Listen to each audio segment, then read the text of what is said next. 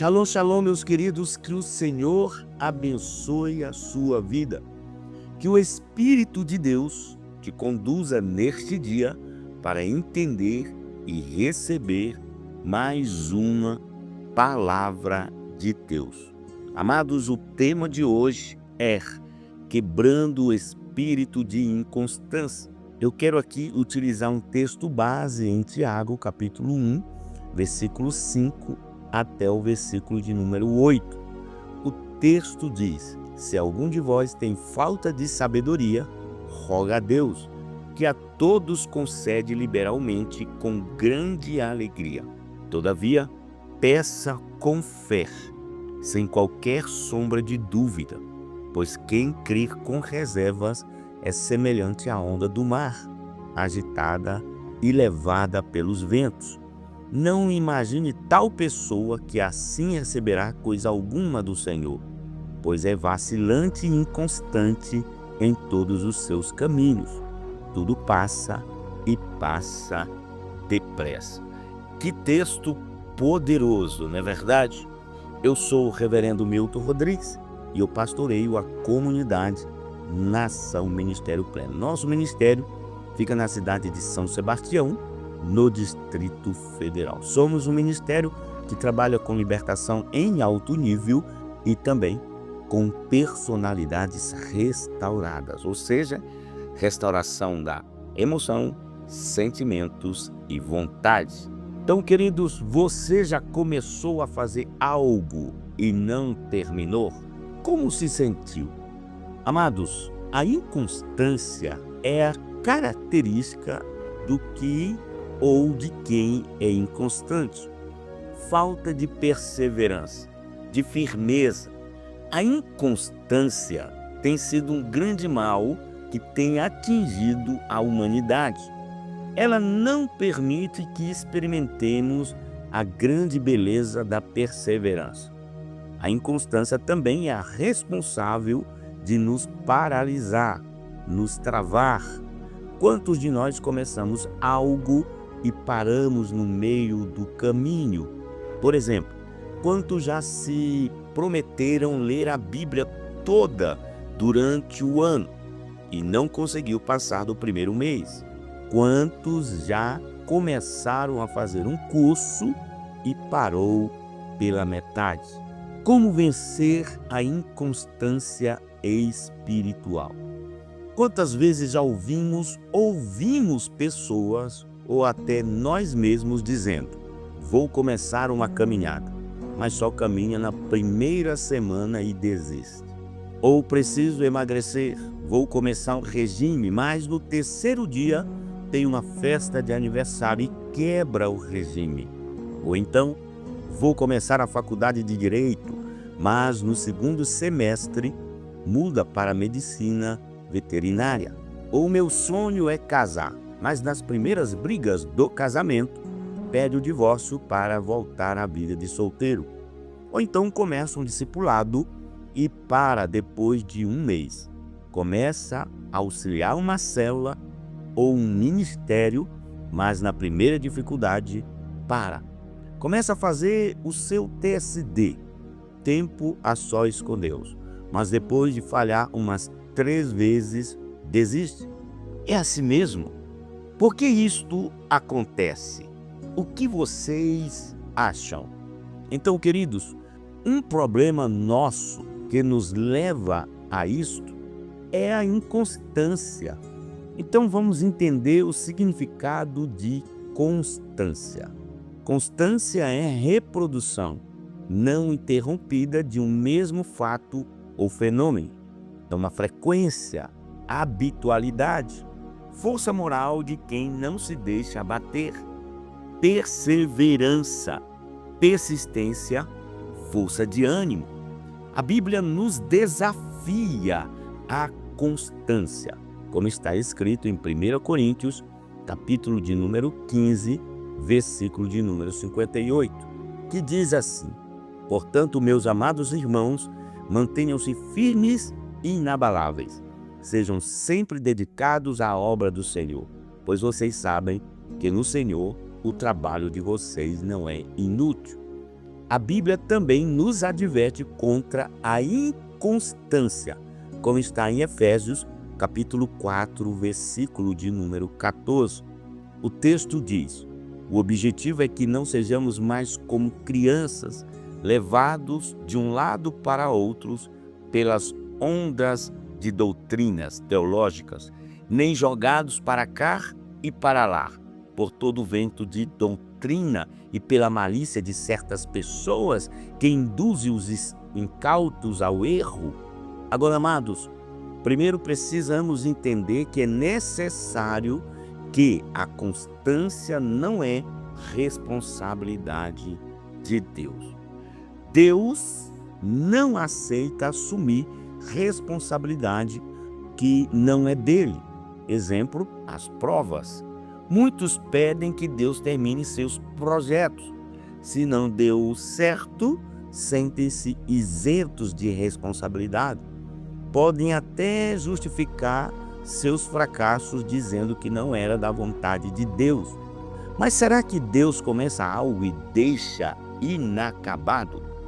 Filipenses capítulo 1, versículo 6 diz que a obra que Deus começa, Ele termina. Quando você começar uma obra que Deus lhe chamou para fazer ou realizar, termine também. A fé não nos isenta do esforço.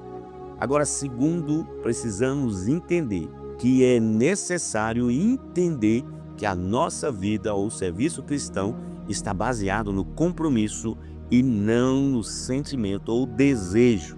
E o que é ter compromisso? Uma coisa do compromisso é que a gente tem que cumprir ele mesmo sem sentir vontade algumas vezes. Todo dia você sente vontade de estudar? Ou até mesmo de trabalhar? Não é mesmo? Mas você levanta e vai fazer porque você tem um compromisso. 2 Coríntios capítulo 5, versículo 15 diz que a vida do cristão é de Cristo.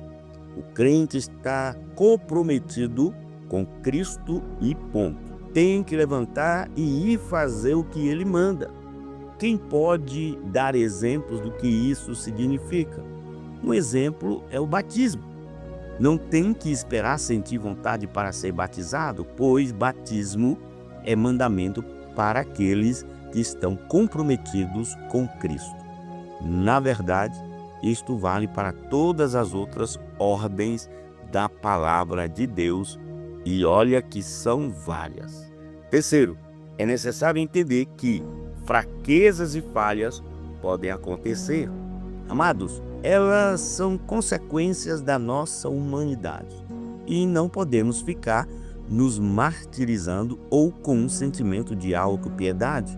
Nós todos estamos em processo de aperfeiçoamento, segundo Efésios capítulo 4, versículo 13.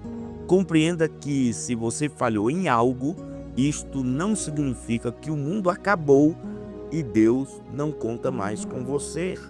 O caminho para a vitória em Cristo é a confissão e o arrependimento. E prosseguir em perseverança. Desistir jamais. Agora, quarto, é necessário entender que as tribulações e dificuldades fazem parte da vida. E quantas são as tribulações que podemos passar nesta vida? Alguém deseja hoje compartilhar uma dificuldade que esteja passando aí na sua vida? Ou que já tenha passado algum momento atrás? Mas você perseverou e conseguiu passar pela provação honrando ao Senhor. Isto é bom compartilhar com alguém, porque encoraja os outros. Queridos, as dificuldades e tribulações na nossa vida se constituem também em testes para a nossa constância espiritual. Passar por elas, mantendo a fidelidade a Cristo, as enfrentando de frente, é constância espiritual, que é sinal de maturidade espiritual, como está em Romanos capítulo 5, do versículo 3 até o 4. Não se embarace, mantenha o foco. E o que pode se constituir em embaraço para nós? Podemos dizer que embaraço é qualquer coisa boa ou ruim que tenha a capacidade de nos distrair, tirando a atenção do foco de Deus para as nossas vidas. Hebreus capítulo 12, versículo 1 e 2, tem um texto interessante, você pode ler ele em casa. Agora eu gostaria de compartilhar contigo 2 Timóteo, capítulo 2, versículo 3 ao 4, que diz: participa dos meus sofrimentos como bom soldado de Cristo Jesus. Nenhum soldado em serviço se permite envolver em negócios da vida civil, porquanto seu objetivo é agradar aquele que o recrutou para a guerra. E tenha ajuda. Saiba receber ajuda ou buscar por ajuda. Aceite ajuda ou a busque. Olha o que diz Hebreus capítulo 10, versículo 24 até o versículo 25. E consideremos-nos uns aos outros para incentivar-nos ao amor e às boas obras. Não deixemos de reunir-nos como igreja, segundo o costume de alguns, mas encorajemo-nos uns aos outros, ainda mais quando vocês veem que se aproxima o dia. Agora também nós temos o discipulado, que é a prestação de contas para alguém e é fundamental para manter-se constante. Você que é líder de célula, você que é um líder de ministério, você que é um dirigente de uma congregação, esse é o momento de você encorajar o povo a buscar um relacionamento de discipulado. Seria interessante você dar um testemunho rápido ou pedir para alguém dar um testemunho sobre o discipulado. Ou seja, isso vai ajudar bastante. Então, amados, eu gostaria agora de te passar 4 passos para quebrarmos com o espírito de inconstância. Vamos então aprender? Primeiro passo: entender que a inconstância não é responsabilidade de Deus ou das pessoas. Olha o que diz Lamentações capítulo 3, versículo 39. Como pode então o homem reclamar quando é punido por seus erros e pecados? Deus não aceita assumir responsabilidade que não é dele. Muitos planejam seus próprios projetos, fazem uma oração egoísta e depois culpa Deus pelo fracasso. Amados, a responsabilidade de nossa inconstância também não é das pessoas. Não adianta projetarmos a culpa dos nossos fracassos nos outros.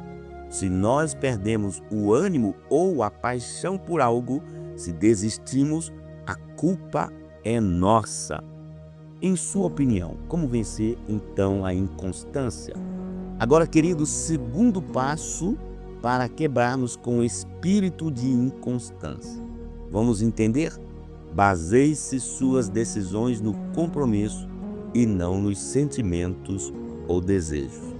Jó capítulo 22, versículo 28, diz assim: tudo o que planejares realizar dará certo, e a luz brilhará constantemente em teus caminhos. Meus queridos, compromisso é o que a gente tem que cumprir mesmo sem sentir vontade ou desejo. Por exemplo, não temos vontade de acordar todos os dias cedo para trabalhar ou até mesmo estudar, como eu te falei anteriormente, mas acordamos porque assumimos um compromisso. Então, quem honra compromisso vence a inconstância, ok? Terceiro passo: entenda que fraquezas e falhas vão acontecer em nossa caminhada. Isso mesmo. Olha o que diz Filipenses capítulo 1, versículo 6. E estou plenamente convicto de que aquele que iniciou a boa obra em vós há de concluí-la até o dia de Cristo Jesus. Então, amados, fraquezas e falhas são consequências da nossa humanidade. Não podemos ficar nos martirizando ou com um sentimento de autopiedade todas as vezes que falharmos. Todos nós estamos em processo de aperfeiçoamento. Sentir fraqueza ou ter falhado não significa que Deus não conta mais contigo. Levante a sua cabeça, chacoalhe a poeira, siga em frente, mas não pare, não desista. Eu tenho uma pergunta: como superar as nossas fraquezas e falhas?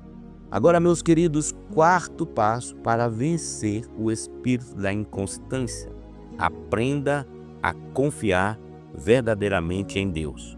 Salmos 125, versículo 1. Diz assim: todos aqueles que depositam absoluta fé no Eterno são inabaláveis como o monte Sião. Então não é apenas ter fé em Deus, temos que confiar totalmente no Senhor. A confiança em Deus é o grande segredo para mandarmos embora esse espírito de inconstância. Precisamos parar de fazer as coisas do nosso jeito, com a força do nosso braço. Lembre-se, deixar Deus no controle não é apenas deixá-lo ao volante, mas também não opinar enquanto ele está dirigindo.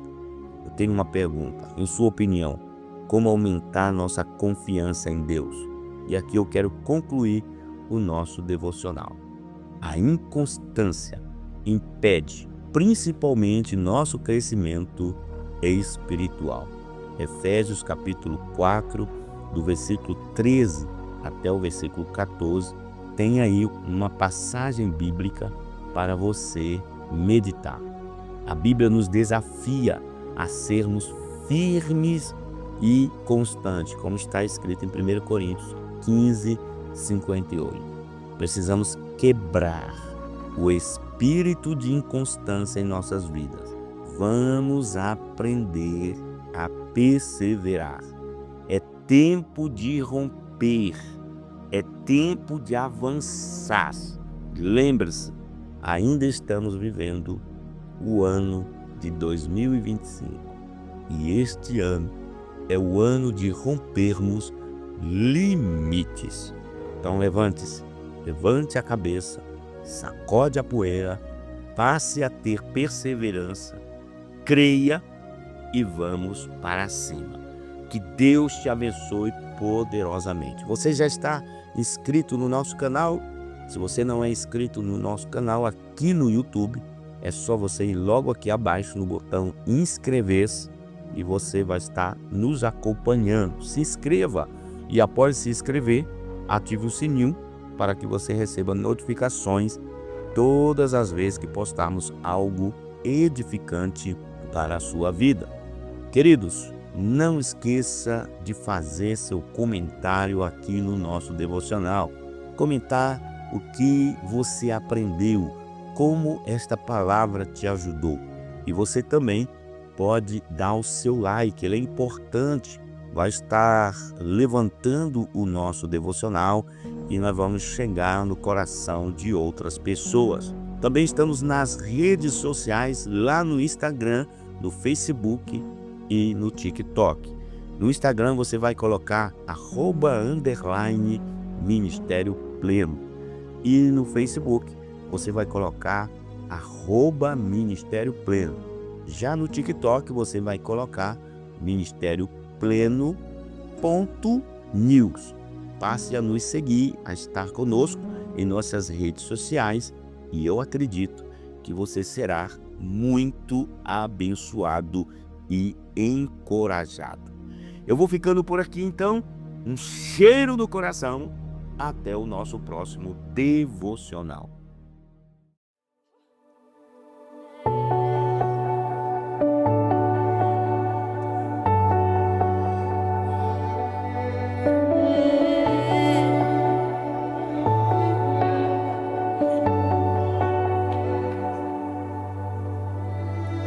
Estavam todos reunidos no mesmo lugar. De repente, em outras línguas, alguém começou a falar. Alguém sem entender pergunta de onde vem esse mover. Do outro lado, a igreja começa a dizer: me batizar com fogo, me batizar com fogo, me batizar com fogo, Espírito de Deus. Me batizar com fogo, me batizar com